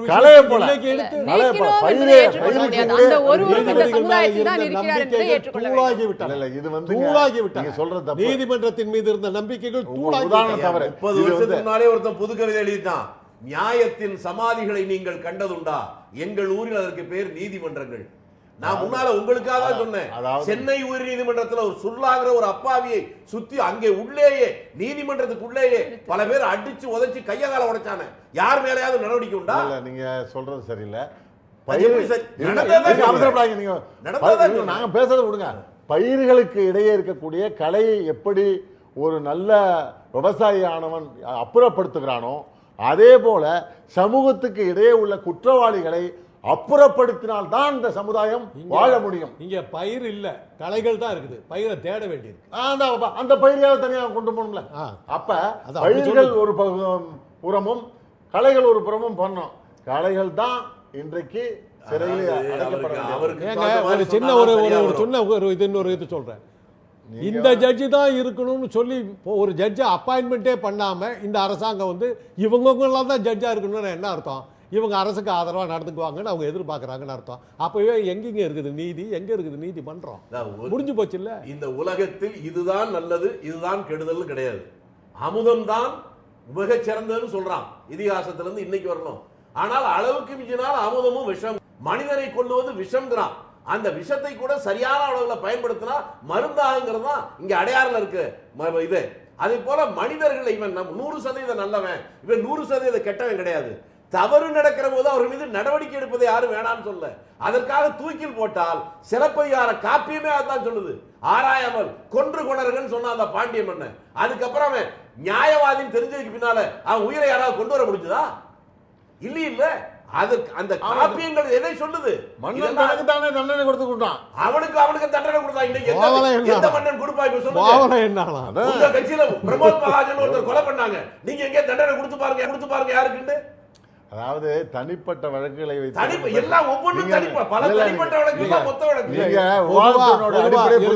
பொதுவா என்ன கொலைகளுக்கு என்ன காரணம், தற்கொலைகளுக்கு என்ன காரணம், அந்த காரணங்களை நீக்குவதற்கான முயற்சிகள் அது சொல்லுங்க, அதுதான் சொல்லுங்க. அவ்வளவுதான் கேள்வி. அதுதான் அப்படிதான். விவசாயி தற்கொலை பண்ணிட்டான். ஏன் தற்கொலை பண்ணிட்டான்? விவசாயி கவனிக்கிறதுக்கு ஆள் இல்லை. இன்னைக்கு இருக்கிற விளைநிலங்களெல்லாம் கட்டடம் கட்டி தள்ளிவிட்டீங்க, ஏரிகளிலெல்லாம் கட்டடம் கட்டி தள்ளிவிட்டீங்க, பாசனம் இல்லை. நாளைக்கு வந்து ரூபா நோட்டை வச்சுக்கிட்டு இருக்க போறீங்க. 10 லட்சம் ரூபா கொடுக்குறேன் எனக்கு ஒரு பருக்கு அரிசி கொடுன்னு கேட்க போறீங்க. அந்த நிலைமை விவசாய நிலங்களை ஒழிச்சிட்டீங்க. விவசாயி சாகலாம், வேடிக்கை பார்த்துக்கிட்டு இருக்கீங்க. நீங்க கம்ப்யூட்டர் வேணுங்கிறீங்க, சாஃப்ட்வேர்ன்றீங்க, ராக்கெட் விடுறீங்க. எங்க போக போறீங்க? சோத்துக்கு லாட்டரி அடிக்க போறீங்க. இந்த திங்கிங்கே இல்லை, இந்த எண்ணங்களே இல்லை. ஒவ்வொரு கொலைகளுக்கு பின்னாலும் இருக்கின்ற பின்னணியை நீங்கள் பார்த்தீர்களா? சமூக அக்கறை கொண்டவர்கள் நீங்கள் ஆட்சி செய்கிறீர்களா? சமூக அக்கறை கொண்ட அதிகாரிகள் இருக்கிறார்களா? சமூக அக்கறை கொண்ட நாங்கள் இருக்கிறோமா? யாருமே இல்லை. ஏன் தற்கொலை நடக்குது? தற்கொலைகள் ஏன் அதிகமாகுது? இன்னைக்கு படிச்சுட்டு வர்றான், வெளியில் வந்து நின்று பார்க்குறான், எனக்கு என்னையா வேலை இருக்குதுன்னா, இவ்வளோ வேலையே இல்லைப்பா, இருக்கிற வேலையும் போயிடும் போட்டிருக்கு, அங்கே இங்கே அலையிறோம், ஒன்றுமே இல்லைன்னு போய் தற்கொலைக்கு போகிறான். தடுத்தீங்களா? வேலை வாய்ப்பு உருவாக்கி. குறிப்பாக இந்தியாவிலேயே தமிழகத்தில் தான் அதிக அளவு தற்கொலைகள் நிகழ்ந்திருக்கு. இது முதலாவது இடமாவும் மேற்குவங்கம் ஆண்கள் தற்கொலை தமிழ்நாட்டில் அதிகம். என்ன தெரியுமா? இதுவரையிலும் பெண்கள் வந்து வேலைக்கு வரல. பெண்களை வந்து அழகு பதிவுகளாக வீட்டில் அடக்கி வச்சுருந்தோம். இன்றைக்கி அவங்க வந்து சமமாக வந்து உட்காந்துருக்காங்க. இப்போ நீங்களே உட்காந்துருக்கீங்க. இந்த அளவுக்கு பெண்களுக்கு இடம் கொடுத்த போது ஆண் ஒரு வேலைக்கு போகும்போது அங்கே 10 பெண்கள் போட்டிக்கு வராங்க. ஆணுக்கு அங்கே இடம் இல்லாமல் போகுது. ஆண் சம்பாதிக்க வேண்டும் என்ற கட்டாயத்தில் இருப்பவன். பெண்ணுக்கு அது அப்படி இல்லை. இன்னும் இந்த சமூகம் அப்படித்தான் வச்சிருக்கு. அவன் சம்பாதிக்க முடியலன்னு அவன் தற்கொலை அதிகமாக பண்ணிக்கிற சூழ்நிலை வந்திருக்குது. அந்த புள்ளி விவரம் உண்மையாக இருந்தால் அந்த கேவலத்தை நீக்குவதற்கு என்ன திட்டங்கள் வைத்திருக்கிறீர்கள்? ஏதாவது செஞ்சிருக்கீங்களா? பொருளாதார ரீதியான பிரச்சனை, ஒரு நிமிஷம், பொருளாதார ரீதியான இல்ல சட்ட பேசலாம். பொருளாதார ரீதியான பிரச்சனை மட்டும்தான் இந்த தற்கொலைகளுக்கு காரணம் சொல்றாங்க. தற்கொலை அதிகரித்திருப்பதற்கு காதல் தோல்வியினால ஏற்படுகின்ற தற்கொலையை வந்து தவிர்க்கவே முடியாது. அது நடக்காது. எல்லா காலத்திலுமே அது உண்டு. ஒன்று 2 பேரும் செத்து போவாங்க, இல்லாட்டி ஒருத்தன் செத்து போவாங்க. இப்போ அதிகமாக இருக்கு. ஏன்னா இன்னைக்கு காதலிக்கிறதுக்கான வாய்ப்புகள் நிறைய வந்துருச்சு. பெண்கள் வீட்டில் வச்சிருந்தோம், பார்க்கவே இல்லை. அன்னைக்கு எங்க தலைவிதி நாங்கெல்லாம் காதலிக்கிறதுக்கு வழியே இல்லாமல் பெண்களே பார்க்காம போயிட்டோம். இன்னைக்கு அப்படி இல்லை. பெண்கள் எல்லா இடத்துலையும் வர்றாங்க, காதலிக்கிறதுக்கு வாய்ப்பு இருக்குது. அவள் 2 நாள் சுற்றி விட்டு 3ஆவது நாள் வந்து I am not interested in you, I am interested in somebody எல்ஸ்ங்கிறான். இவன் காலி, இவன் செத்து போகிறான். இப்படி தான் நடக்குது. அந்த காதலை தவிர்க்க, காதலில் வர்ற தோல்வியை இது பண்ணவே முடியாது. பொருளாதாரத்தில் வர்றதை நீங்கள் சரிப்படுத்த முடியும் இல்லையா? வேலை வாய்ப்புகளை ஏற்படுத்த முடியும் இல்லையா? விவசாயிகளுக்கு தேவையான வசதிகளை செஞ்சு கொடுத்து தடுக்க முடியும் இல்லையா? தற்கொலைக்கான காரணங்கள் நிறுத்த முடியும் இல்லையா? மாவோயிஸ்டுகளை கொண்டு குவிக்கிறாங்க. மாவோயிஸ்டுகளை கொண்டு விட்டால் அவங்க கொண்டு வந்த பிரச்சனைகள் சரியாயிடுமா? என்ன நடக்குதுங்க? பிரச்சனைகளை பார்க்கறதில்ல. இன்னும் சொல்ல போனால் என்னுடைய அலோபதி மெடிசன் தான், நான் அதைத்தான் காரணமாக காட்ட முடியும். என்னுடைய இதில் வந்து வயிற்று வலினாக்கா நான் வயிற்று ரிமூவ் பண்ணிடுவேன். அந்த வலியை நீக்க மாட்டேன், வைத்தியம் எடுத்துடுவேன். அதுதான் என் ட்ரீட்மெண்ட்டு. அந்த முறையை தான் கையாளுறீங்க. காரணத்தை கண்டுபிடிச்சி குறையை நீக்கினாக்கா அவன் உயிரோடு இருப்பாங்கிற எண்ணமே இல்லாமல் அதை பற்றியும் விட்டுட்டு அவனுக்கு அதை தான் செய்யணும், இதை தான் செய்யணும்னு சட்டம் பேசுறீங்களே. திரு சிதம்பரம், நீங்க சொல்லுங்க, தற்கொலைகள் அதிகரிப்பதற்கு ஆட்சியாளர்கள் தான் காரணம். அவர்களே இப்படி, அதாவது இந்த தொட்டிலையும் ஆட்டிட்டு பிள்ளையும் கிள்ளி விடுற மாதிரி ஆட்சியாளர்கள் தான் வந்து இதையும் செய்யறாங்க. அவங்களே தான் இந்த தற்கொலை சட்டத்தை வந்து இந்த 309 மத்திய அரசு இப்ப சொல்லுது இல்லையா, 309 ஆட்சியாளர்கள் 309வது சட்டத்தை நீக்க வேண்டும் சொல்றாங்க. அவங்களே தான் 2 காரியத்தையும் செய்யறாங்க. அவர்கள் குறைகளை நீக்கினால் தற்கொலைகள் இந்த மாதிரி அதிகரிக்காது அப்படின்னு டாக்டர் சொல்றாரு. இதுக்கு உங்களோட கருத்து? அது டாக்டரோட கருத்து உண்மைதான். அதாவதுங்க, பொது அறம் சார்ந்தது அரசியல். இந்த பொது அறத்துக்கு வருகின்றவர்கள் தூய்மையானவர்களாக, நேர்மையானவர்களாக, தேசபக்தி உள்ளவர்களாக ஒரு காலத்திலே இருந்தார்கள். ஆனால் இன்றைக்கு உலகத்தையே கொள்ளடிக்கிறவங்க தான் இன்னைக்கு வந்து மிகப்பெரிய அரசியல்வாதியா இந்த இருக்காங்க. வியாக்கியானம் பேசுவது இந்த பிரச்சனைக்கு தீர்வு தமிழ்நாட்டிலே எடுத்துங்க. இல்ல, ஒரு காலத்தில் இருந்தார்கள் அப்படின்னு சொல்ற இந்த வியாக்கியானம் இந்த பிரச்சனைக்கு தீர்வாகுமா? ஒரு காலத்தில் இருந்தார்கள், இப்போது இல்லைன்னா இப்போதும் அவர்கள் தானே இருக்கிறார்கள். நாங்கள் அப்படி செய்வோம், இப்படி செய்வோம், இந்தியாவை மிகச்சிறந்த லெவலுக்கு கொண்டு போவோம் சொல்லிதான் ஆட்சிக்கு வந்திருக்காங்க. அந்த காலத்தில் இருந்தார்கள், இப்போது இல்லைன்னா இது வந்து ஒரு விட்டேத்தியான பதிலாக இல்ல. நான் வந்து எங்க ஆட்சி சொல்ல பொதுவான அரசியல் சொல்றேன். எங்க ஆட்சியாளர்கள் நிச்சயமா சொல்றேன், மற்ற கட்சிகளை விட சிறந்த தேசபக்தர்கள். அதுல ஒன்றும் சந்தேகமே கிடையாது. இன்னும் 5 ஆண்டுகளிலே ஒரு மிகப்பெரிய மாற்றத்தை கொண்டு வந்து தருவோம். கண்டிப்பா வரும், கண்டிப்பா வரும். இதே நிலைமையில போச்சுன்னா நிறைய மாற்றம் வரும், பயங்கர மாற்றம் இல்லைங்க, அவசியம் வரும். அதாவது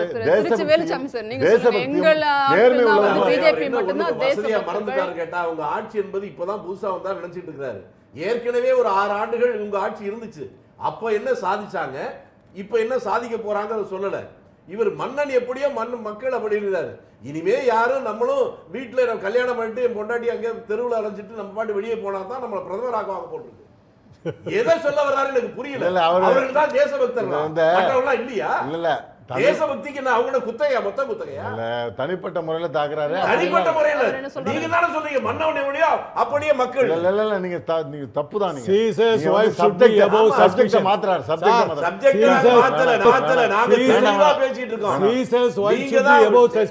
தேசபக்தியில் பிரைம் மினிஸ்டரா வர்றவங்க எல்லா வகையிலும் தெளிவா இருக்கணும். தேசபக்தி வேல ஒரு இம்மியிலையும் குறைவில்லாத ஒரு மனிதர் இப்ப பிரதமரா வந்திருக்கிறாரு. நிச்சயமாக அப்பழுக்கற்ற மனிதர். தன்னுடைய உறவினர்களை கூட அண்ணன் தம்பியை கூட அங்க பதவியேற்பு இல்லைங்க. அவர் துறவரம் விட்டுட்டாரு. அவர் துறவரம் விட்டுட்டாரு. புத்தர் திருமணம் முடிந்த பிறகு புத்தர் துறவரம் போனுங்கிறார். உடனே போறாரு. அதே மாதிரி எத்தனை ராமகிருஷ்ண பரமஹம்சர் துறவரம் போட்டாரு. திருமணம் ஆன பிறகு துறவரத்துல தான் இருந்தாங்க ரெண்டு பேரும். அவசரப்படாதீங்க, கொச்சப்படுத்தாதீங்க. திருமணமான பிறகும் கூட ராமகிருஷ்ண பரமஹம்சரும் சாரதா தேவியாரும் துறவரத்துல தான் இருந்தாங்க. இன்றைக்கும் கூட சொல்றேன், மோடியோட ஏதாவது கம்ப்ளைண்ட் கொடுத்துருக்காங்களா, புகார் கொடுத்துருக்காங்களா? இன்னைக்கு கொடுப்பாங்க அவங்களும். இல்ல நீங்க பேசுறீங்க டாக்டர், நீங்க ரொம்ப பெரியவங்க, அப்படி சொல்லாதீங்க. நம்மளுடைய நரேந்திர மோடியோட நேர்மைக்கு ஒரே ஒரு உதாரணம் சொல்றேன். 98ல் ஒரு பையன் நடு ரோட்ல நிக்கிறான். அவன் சாப்பாட்டுக்கு வழி இல்லாம கஷ்டத்தோட நிக்கிறான். என்னன்னு விசாரிக்கிறாங்க. அவன் நேபாளத்தை சேர்ந்தவன், தவறி போய் அங்க வந்துட்டான். அவனை எடுத்து வளர்த்து அவன் படாபாயின்னு சொல்லி படேபாயின்னு சொல்லியிருக்கான். என்னுடைய பெரிய அண்ணன் சொல்லியிருக்கான். இந்த ஒரு உதாரணம் போறோம். எந்த விதமான எதிர்பார்ப்பும் இல்லாமல் நேபாள நாட்டுக்கு சென்று அரசு முறை பயணமாக நான் செல்கிறேன்னு சொல்லி அந்த தத்து பயனை நான் அங்கே கொடுத்தேன். இது ஒரு நெகிழ்ச்சியான விஷயம் அப்படின்னு சொல்றாரு. இது ஒரு உதாரணம் போதும் அப்படின்னு சொல்றாரு அவர். நானே சொல்றேன், யாரோ ஒருத்தர் தெருவுல போனவரை காப்பாத்துற நீங்க உங்களையே நம்பி உங்களுக்காகவே வாழ்க்கையை ஒப்படைச்சுக்கிட்ட அந்த மனைவியை ஒதுக்கி தந்தீங்கன்னு கேட்க அவருக்கு விருப்பம் இல்ல. திருமண வாழ்க்கையில விருப்பம் இல்ல. அந்த காலத்துல 12 வயசு அவரை போய் நீங்க நாங்க நம்புறோம். எங்க பிரைம் மினிஸ்டர் மாதிரி நாங்க விட்டு போயிடுவோம். ஒண்ணுமே கேட்க கூடாது. நாங்க போவோம். பாலிய திருமணங்க 12 வயசு, இவரு 17 வயசுங்க.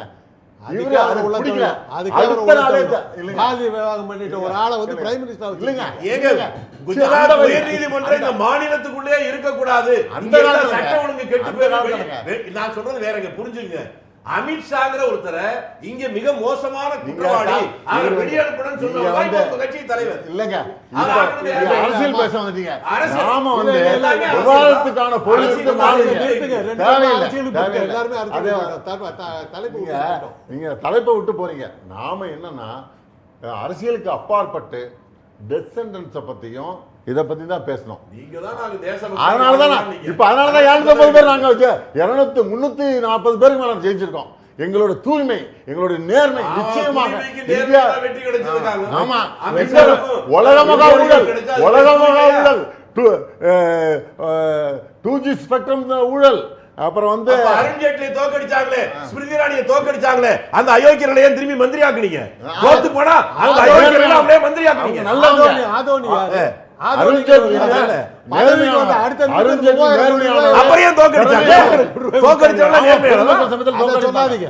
ஆதோனிங்கிற குஜராத்துக்காரருக்கு 3000 கோடி ரூபாய் உடனே இது பண்ணீங்களே, பதவிக்கு வந்த 10வது நிமிஷம். அது ரொம்ப நேர்மையில நடந்தது. உங்களுக்கு பத்திரிகை பலம் இருக்குது, ஊடகங்கள் பலம், அதுதான் காரணம். கெட்டிக்காரன் முழுது 8 நாள்னா உங்களுக்கு 5 நாள்லயே வெளியே வந்துருச்சு.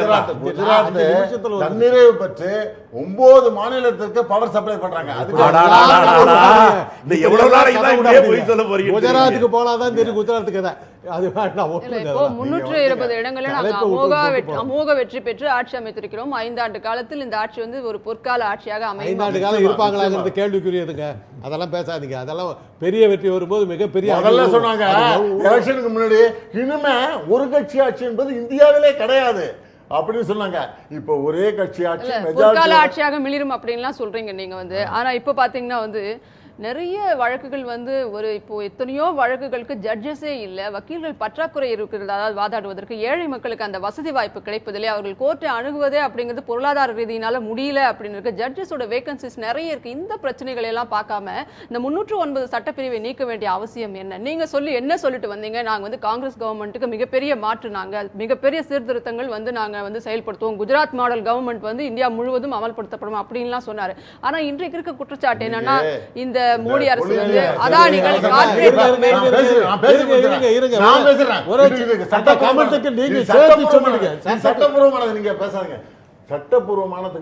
அதானிகளும் அம்பானிகளும் ஆளும் கார்ப்பரேட் கவர்மெண்ட் அப்படிங்கிற குற்றச்சாட்டு இருக்கு. காப்பீட்டு துறையிலையும் அந்நிய நேரடி முதலீட்டிலையும் 50% ஒரே ஒரு கேள்விகளுக்கு பதில் சொல்றேன். நீங்க 3 கேள்வி ஒண்ணா கேட்காதீங்க. அனுமதி அவர்கள் அளித்திருக்கிறார்கள் குற்றச்சாட்டுலாம் இருக்கு. கொலிஜியம் தேர்வு முறையில பிரச்சனை வந்திருக்குது. தேர்தல் சமயத்திலேயே நாங்கள் சொன்னோம், இதற்கென்று ஆணையம், தனி ஆணையம் அமைத்து அந்த ஆணையத்தின் மூலம் தேர்வு செய்வதற்கான, நீதித்துறை ஆணையம் அமைச்சு அதன் மூலம் தேர்வு செய்வதற்கான சிஸ்டத்தை கொண்டு வர போகிறோம்னா அதுக்கு தகுந்த காரணம் வந்துடுது. மார்க்கண்டே கட்சி அவர்கள் சொல்லியிருக்காரு, உண்மைதான். அது பல அரசியல்வாதிகளோட தவறான அணுகுமுறையினால சில பேர் குற்றவாளிகளே நீதிபதிகளாக வந்தார்கள். அதில் ஒன்றும் அதை நீங்க ஒத்துக்கிறீங்க? ஒத்துக்கிறேன் இல்லைங்களா, முடியாதுன்னு சொன்னாலும் சத்தம் இல்லை அப்படி இல்லை, நன்றி. குற்றவாளியே வந்தார் இல்லைங்களா. இப்போ அதெல்லாம் நீக்குவதற்கான, இப்போ நாங்கள் தான் இப்போ தானே வந்திருக்கோம், அது நீக்குவதற்கான முறையெல்லாம் கடைபிடித்து நிச்சயமாக நீக்குவோம். இது நீதித்துறையை பொறுத்தவரையில். அடுத்தாற் போல் விவசாயத்துக்கு முன்னுரிமை கொடுத்து வெகு விரைவில் விவசாயிகளை முன்னேற்றுவதற்காக சபதம் பூண்டிருக்கிறார் மோடி அவர்கள். வெகு விரைவில் அதற்கான திட்டங்களும் வரும். அவசரப்பட வேண்டிய அவசியமாக ஒன்றொன்றாக இவைகளெல்லாம் தீர்ப்பதற்கான வழிவகைகளை கண்டுபிடித்து செஞ்சிருவோம் நிச்சயமா. சின்ன ஒரு கமெண்ட் மாத்திரம் சொல்லிடுறோமா, தற்கொலைக்கு வந்து அது வந்து குற்றம் இல்லை அப்படின்னு அவங்க வந்து அது சட்டப்பூர்வமாக குற்றம் கிடையாது, அவங்களுக்கு தண்டனை கிடையாது. சொல்றதுக்கு ஒரு காரணம் என்னவா இருக்கும்னா, இவங்க ஆட்சி தொடர்ந்து நீடிச்சா நிறைய தற்கொலை நடக்கும், அது தகுந்த பேருக்கு தண்டனை கொடுக்கறதுங்கிறதுக்காக நீக்கிறாங்களோ என்னுடைய ஒரு சந்தேகம். குற்றச்சாட்டு சொல்றேன், அரசியல் ரீதியா கற்பனையே. நான் என்ன சொல்றேன், நியாயமான விவாதத்திற்கு நாம பதில் சொல்லலாம். இப்படியெல்லாம் சொன்னா நம்ம அதுக்கு பதில் சொல்றதுக்கு தேவையே இல்லை. அது இதுக்கு பதில் சொல்லுங்க. எங்களுடைய இது ஒரு காரணமா இருக்கலாம் இல்லையா? இருக்க முடியாது. குடிமகன்ற முறையில நாம் அனைவருமே வந்து அரசை வந்து கிரிட்டிசைஸ் பண்றதுக்கு அனைவருக்கும் உரிமை உண்டு. அதற்காக தான் வாக்களித்திருக்கிறார்கள். வாக்களிப்பவர்களின் உரிமை அது. தவறு ஆட்சிக்கு வந்த நேரம் அவங்களுக்கு இல்ல. எதிர்கட்சியாக இருக்கிற போது எப்படி பேசி இருந்தாலும் அதே போல இப்பவும் பேசுவதே வடிச்சு வச்சிருக்காங்க. ஆட்சிக்கு வந்துட்டா எதிர்கட்சிக்காரர் சொல்லித்தான் ஆகணும். முடிச்சிட்டு வரட்டு அப்புறம் என்ன தவறு செஞ்சிருக்கீங்கன்னு சொன்னா அதை நம்ம அதுக்கு பதில் சொல்லலாம். இவர் தவறு செய்து விடுவார்கள், இவங்க அப்படி பண்ணிடுவாங்க, இவங்க ஒன்றும் பண்ண முடியாது, இப்படி சொல்லி இருந்தா இது ஒரு பொறிபறக்கிற பிரச்சனைகள் ஆயிரக்கணக்கில் இருக்குது. அதெல்லாம் விட்டுட்டு ஏன் தற்கொலையும் இதுக்கு ஏன் போறாங்க? சமஸ்கிருத வாரம் ஏன் கொண்டாடிட்டு இருக்காங்க? இதுதான் முக்கியமா இப்ப நாட்டு. இது போல கேட்டா கூட நம்ம பதில் சொல்லலாம். இதுதான் சமஸ்கிருத வாரம் இப்ப கொண்டாடலங்க, ரொம்ப நாளாவே கொண்டாடிக்கிட்டு இருக்காங்க. அது நாங்கள் சொல்லும்போது ஒரு வித்தியாசமாக வேறுபாடாக தெரியுது, வேற ஒன்றும் கிடையாது. ஏற்கனவே கொண்டாடிக்கிட்டு இருக்காங்க. சென்ட்ரல் கவர்மெண்ட் ஸ்கூலில் கூடாதுங்கிற போது அது நவோதயா ஸ்கூலே வேண்டானாங்க. எல்லா மாநிலமும் நவோதயா ஸ்கூலை ஏற்றுக்கிட்டுங்க. ஏழை பிள்ளைங்கள்லாம் படிக்கிறதுங்க அதை கெடுத்துட்டாங்க. எம்ஜிஆர் அவர்கள் என்ன செஞ்சார்னா, கடகடன்னு மாவட்டங்களை பிரித்தார். ஏன் தெரியுங்களா? அதிகமான நவோதயா ஸ்கூல் நம்ம நாட்டுக்கு வரும், நம்ம தமிழ்நாட்டுக்கு வரும், நிறைய ஏழை பிள்ளைங்க படிக்கணும்னு நினச்சாரு. ஆனால் அதில் மண்ணள்ளி போட்டு நவோதய ஸ்கூல்லே வரவிடாமல் போயிட்டாங்க. பக்கத்தில் ஆந்திராவிலேருந்து நவோதய ஸ்கூலில் படித்து தாழ்த்தப்பட்டவர்கள், பிற்படுத்தப்பட்டவர்கள்லாம் முன்னேறுவதற்கான நல்ல வாய்ப்பு. ஏழை பிள்ளைங்க நல்லா முன்னேறிடுச்சு. இல்லை மாணவர்கள் படித்து முன்னேறுவது சொன்னா ஒன்னு ஆந்திரா முன்னேறிட்டாங்க. ஒரு டாக்டர் தொழில நல்லா இருப்பீங்கன்னு நினைக்கிறேன். அரசியல் இப்படிலாம் பேசக்கூடாது. அரசியலுக்கு வரக்கூடாது. நீங்க சொல்றது அரசியலுக்கு வரக்கூடாதுன்னு சொல்ல சிந்தனை வந்து சரியா இருக்கணும். திருவள்ளூர் மாவட்டத்தினுடைய இதை வந்து என்னுடைய ஸ்டூடெண்ட் டாக்டர் வேணுகோபால் தான் இருக்கு. அதனால நான் என்ன சொல்றேன்னா, வாதம் ஒரு கருத்து சொல்லுகின்ற போது அந்த கருத்தை சொல்ல அனுமதிங்கள்.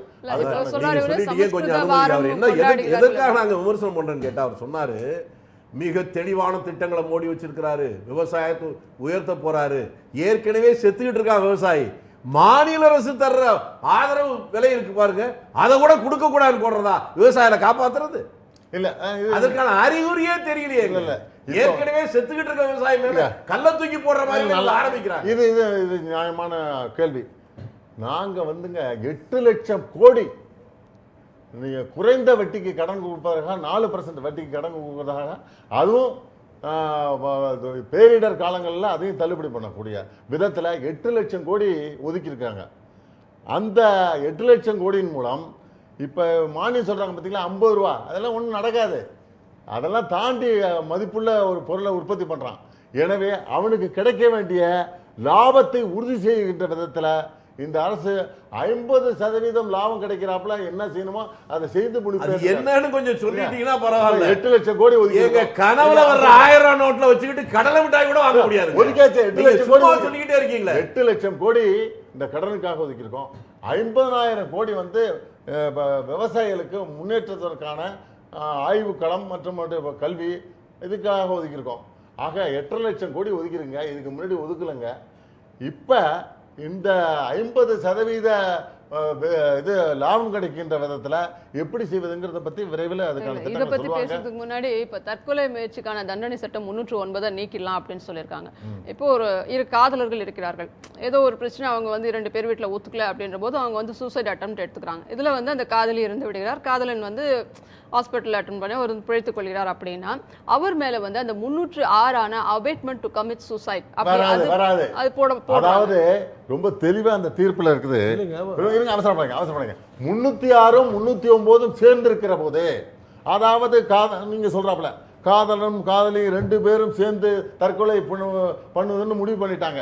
முடிவு பண்ணும்போது ஒருத்தர் பழிச்சுக்கிறாரு, ஒருத்தர் இறந்துடுறாங்கன்னா இது இது அந்த பெண் வீட்ல வந்து குற்றம் சாட்டுறாங்க. இவன் வந்து இத்தனை ஆட்சி போயிருக்கான், இவனால தான் வந்து இந்த வந்து இதற்கு தூண்டப்பட்டார் அப்படின்னு. பிரத்யூஷான்னு ஒரு நடிகர் இருந்தாங்க, விஜயகாந்த் கூட நடிச்சாங்க. அவங்க 2 பேரும் அந்த காதலனும் இவங்களும் சேர்ந்து விஷம் குடிச்சாங்க. பிரத்யூஷா இறந்து போச்சு. அந்த காதலனை கைது பண்ணி பல வகையில் டார்ச்சர் கொடுத்தாங்க. அப்புறம் வந்து அவர் கொஞ்சம் அரசியல் ரீதியாக அவருக்கு இன்ஃப்ளூயன்ஸ் இருந்ததுனால அவர் தப்பிச்சாரு. அதுதான் நான் கேட்கிறேன். அதுதான் நான் கேட்கிறேன். இப்போ பெண் வீட்டுல என்னுடைய கேள்வியை நான் கேட்டுறேன், முழுசா நான் என்னுடைய கேள்வியை கேட்டுறேன். பெண் வீட்டுல வந்து இந்த பையனாலதான் வந்து இந்த பொண்ணு வந்து இந்த தற்கொலை முயற்சி செய்து அவள் இறந்து போனாள் அப்படின்னு சொல்றாங்க. அவர் மேல 306 பதிவு செய்யறாங்க. அப்ப இப்ப 309 எடுத்துரும் போது அப்ப 306 எடுத்துட வேண்டிய அவசியம் வருது இல்லையா அந்த இடத்துல? அப்ப அதையும் நீக்கி விடுவார்களா? 380 நானாக தற்கொலை செய்வது என்று முடிவெடுத்து செய்வது 309. ஆனால் நான் இன்னொருவரை அவமானப்படுத்தியோ கொடுமைப்படுத்தியோ இந்த வாழ்வை விட இறந்து விடலாம், வேற வழியே இல்லை, போலீஸ்களே ஒன்றும் பண்ண முடியாது அப்படின்னு நினைக்கிற போது அவன் முடிவெடுக்கிறான் பாருங்க. அந்த முடிவுக்கு நான் காரணமாக வரேன் பாருங்க. எனக்கு 10 ஆண்டுகள் தெளிவாக இருக்குது. ஆனால் இந்த 306 309 சேருகின்ற போது, உதாரணமாக நான் வந்து ஒரு காரணத்தினால சாக விரும்புகிறேன், கூட என்னுடைய மனைவியும் சேர்த்துக்கிறேன். நம்ம 2 பேரும் இறந்துடலாம், வேண்டாம், கடனை தீர்க்க முடியல, மனைவிக்கு இதுக்கு சம்மந்தம் இல்லை, இவன் தான் கடன் வாங்கினான். ஆனா மனைவி சேர்த்துக்கிறான். இருங்க, அவசரப்படாது. 306 309 சேர முடியாது. அப்படி சேர்ந்தா அந்த வழக்கு வந்து நிச்சயமா நிலைக்காது. அதனால நான் தான் என்னுடைய மனைவியை தூண்டுறேன், நாம் 2 பேரும் சேர்ந்து செத்துப்படலான்னு. ஆனா சந்தர்ப்பவசமா அந்த 2 பேருக்கு கொடுத்த விஷத்துல அவ செத்து விட்டான். நான் தான் தூண்டினேன், நல்லா தெரியும் எல்லாருக்கும். அப்படின்னா என்ன வந்து தண்டனை கொடுக்க முடியாது. ஏன்னா அதே விஷத்தை நானும் சாப்பிட்ருக்கேன். அப்போ நோக்கம் என்னாவது, 2 பேரும் சேர்ந்து செத்துக்கலாமா, நம்ம வாழ முடியாதுமா அப்படிங்கிற அந்த நோக்கத்தினால அங்கே விடுதலை ஆகிறேன். 306 இல்ல நீங்க சட்டத்தை நான் சொல்றேன்,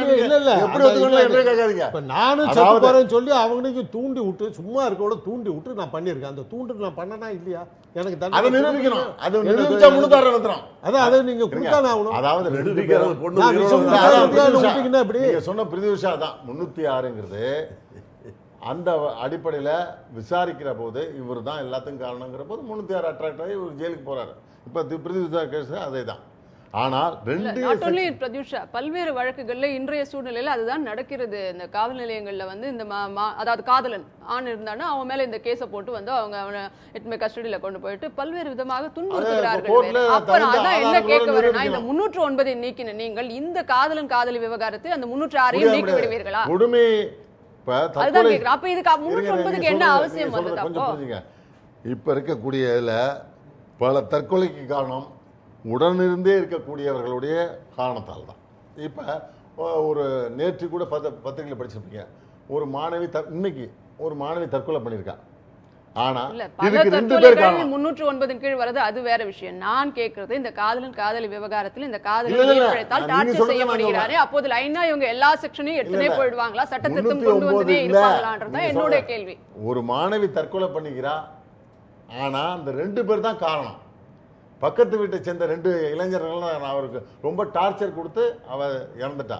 அப்ப இவர்களுக்கு தான் தண்டனை கொடுக்கணும். 306 படி பார்த்தா இவர்கள் தான் அந்த தற்கொலைக்கு காரணமான 2 இளைஞர்கள் தான் இப்ப கைது பண்ணியிருக்காங்க. எனவே சட்டம் சரியா இருக்குது. சட்டத்தை அமுல்படுத்தக்கூடிய அதிகாரிகளோ அல்லது நீதி பரிபாலனம் செய்யக்கூடிய நிலையில இருக்கக்கூடிய நீதிபதிகளோ தவறு செஞ்சா அதுக்காக சட்டமே தப்புன்னு சொல்லிட முடியாது. நிகழ்ச்சியின் இறுதி கட்டத்தை நோக்கி நாம் சென்று சட்டம் கொண்டிருக்கிறோம். தப்பு இல்லை, சட்டம் இருக்கு, அது நிறைவேற்றப்பட்டிருக்குதா? என்னைக்காவது நீங்க சொல்றது உண்மைதான். 306 என்னைக்காவது யாருக்காவது பயன்படுத்தப்பட்டு யாராவது நிறைய கேஸ்ல தூக்கிட்டாங்களா? நிறைய கேஸ்ல 306 தூக்கல போட மாட்டாங்க. ஏதாவது கொடுத்துருக்காங்களா? இல்ல சிறை தண்டனை தண்டனை உண்டு. அப்ப 306 நிறைய சிறை தண்டனை. மாமியார் மருமகள் கொடுமையில இது நடந்திருக்குது. 306 ரொம்ப அவசியமானது. 309 மட்டும்தான் அவர்களாவே நீங்க தற்கொலை பரிந்துரை செய்து செய்து சட்டத்தை கொண்டு தற்கொலை செய்கின்ற போது அதை வந்து இப்ப நீங்க உங்க கருத்தை தப்பிச்சுட்டாங்கன்னா சுருக்கமா சொல்லுங்க. மனிதாபிமானத்தினர் தூக்கு தண்டனையை கூட ரத்து விட்டுறலாம்னு செய்யும் சொல்லுங்க. திட்டம் எங்களிடம் இல்லைன்னு சொல்லியிருக்காங்க. இந்த 309 நாங்க வந்து எடுத்துடலான்னு பார்க்குறோம். சட்ட ஆணையம் மூலமாகவும் அமைச்சகத்தின் பரிந்துரை மூலமா நாங்க வந்து அவங்களோட கன்சல்ட் பண்ணி இதை எடுத்துடலாம் அப்படின்னு நினைக்கிறோம் அப்படின்றாங்க. இது தேவைதானா இந்த 309 நீக்கம் என்பதும்? அதே போல தூக்கு தண்டனையை ரத்து செய்யும் திட்டம் இல்லைன்னு சொல்றாங்க. இதை பத்தி உங்க கருத்தை சுருக்கமா பதிவு செய்யுங்க. நான் துவக்கத்திலே சொன்னதை போல தூக்கு தண்டனை என்பது மனித குலத்திற்கு எதிரான ஒரு மிக மோசமான ஒரு சட்டப்பிரிவு என்று நான் நினைக்கிறேன். என்ன காரணத்திற்காகவும் ஒரு மனிதனை சட்டத்தின் பெயராலோ வேறு காரணத்தின் பெயராலோ தூக்கில் போடுவதை நான் முழுமையாக எதிர்க்கிறேன். நீங்க சொல்லுங்க டாக்டர். தற்கொலை முயற்சிக்கு எதிரான இந்த சட்ட திருத்தத்தை நாங்க எடுத்துடலான்னு இருக்கோம் அப்படின்னு சொல்றாங்க. இதை பத்தி இந்த சட்டத்தை எடுக்கிறதுனால தற்கொலைகள் குறைய போறதில்லை. தற்கொலைக்கான காரணங்களை சரியாக்குங்க. அந்த காரணங்களை நீக்கிட்டாக்க தற்கொலை குறையுமே ஒழிய இந்த சட்டத்தை நீக்கிறதுனால எந்த வித்தியாசமும் ஏற்பட போறதில்லை. இது ஒரு பப்ளிசிட்டி ஸ்டண்டாக தான் இருக்க முடியுமே ஒழிய சமூகத்துக்கு எந்த பயனும் இருக்காது. என்னுடைய தம்பியை கொன்று விட்டவனை அல்லது என்னுடைய தாயை கொன்று விட்டவனை அல்லது என் குடும்பத்தில் யாராவது ஒருத்தனை கொன்று விட்டவனை இந்த சட்டம் தண்டிக்காமல் விட்டுவிட்டால் நான் கொன்று விடுவேன் என்றுதான் தமிழகத்தின் தென்கோடியில் இருக்கின்றவர்கள் எல்லோரும் அறிவாளை தூக்கி கொண்டு அலைகிறார்கள். யோசித்து பார்க்க வேண்டாமா? கொலைக்கு கொலையா முடிவாக முடியும். எனவேதான் சட்டப்பூர்வமான தண்டனையை அனுமதித்தால் மட்டும்தான் நாட்டில் அமைதி ஏற்படும். அதேதான் இப்போ மக்களும் கேட்கிறார்கள். கொலைக்கு கொலை தண்டனையிலேயே தூக்கு தண்டனை தேவை இல்லை என்பதுதானே அனைவரும் கொலைக்கு வாதம். கொலை வரக்கூடாது இதை இவர்கள் கையில் எடுக்க வேண்டிய அவசியம் என்ன விசாரணையின் கேள்வி. அடிப்படையில் தூக்கு தண்டனை கொடுக்கும். இந்த தண்டனை முறையை நீக்கினால் எல்லாரும் அருவாளை தூக்கிட்டு கிளம்பிடுவாங்க. நிச்சயமாக தான் நடக்கும். பழிக்கு பழி என்கின்ற உணர்வு ஏற்படாமல் தடுக்க வேண்டும் என்றால் நீதி பரிபாலனம் சரியான முறையிலே நடைபெற வேண்டும். அதற்காக தான் செய்கிறோம். நீதிபதியில சில பேர் தப்பு செய்கிறான், அரசியல்வாதியில சில பேர் தப்பு செய்கிறான், அல்லது வந்து காவல்துறையில் சில தப்பு செய்தாங்கிறதுக்காக நீதி பரிபாலனத்தை விடக்கூடாது, அதை சரிப்படுத்த வேண்டும் என்பதுதான் எங்களுடைய வாதம். தூக்கு தண்டனை ரத்து செய்யும் திட்டம் இல்லை, தற்கொலை முயற்சிக்கான அந்த 309வது தண்டனை பிரிவை வந்து நாங்கள் எடுக்க போகிறோம் அப்படிங்கிற மத்திய அரசினுடைய அறிவிப்புக்கெல்லாம் வந்து உங்களுடைய தெளிவான மற்றும் சுதந்திரமான கருத்துக்களை எங்கள் அரங்கத்திற்கு வந்து எடுத்துரைத்ததற்கு மூவருக்கும் மிக்க நன்றி. நேர்களே, அரசின் இன்றைய அறிவிப்பு குறித்து மூவரும் வந்து இந்த நிகழ்ச்சியில் தெளிவான கருத்துக்களை எடுத்துரைத்தார்கள். அந்த விவாதம் உங்களுக்கு மிகவும் பயனுள்ளதாகவும் இருந்திருக்கும். உங்கள் கருத்தும் அதில் இருக்கும் என்று நம்புகிறோம். மீண்டும் ஒரு சத்தியம் சாத்தியமே நிகழ்ச்சியில் நாளை சந்திக்கலாம். அதுவரை உங்களிடமிருந்து விடைபெறுகிறோம். நன்றி, வணக்கம்.